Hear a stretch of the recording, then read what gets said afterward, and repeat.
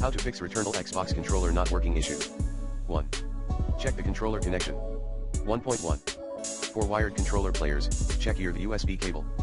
1.2 And for wireless controller users, ensure your device is properly paired with the PC. 2.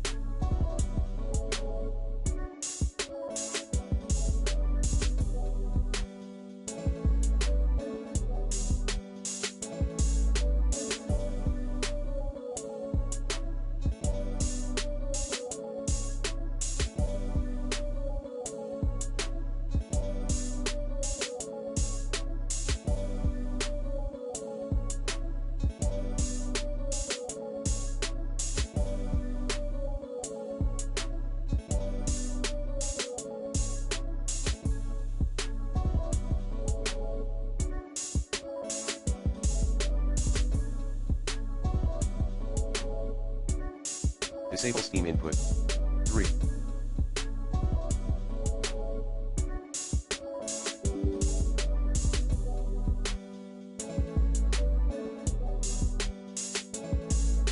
Update, using the recommended Avast driver updater in this video guide, or, uninstall then reinstall the controller driver.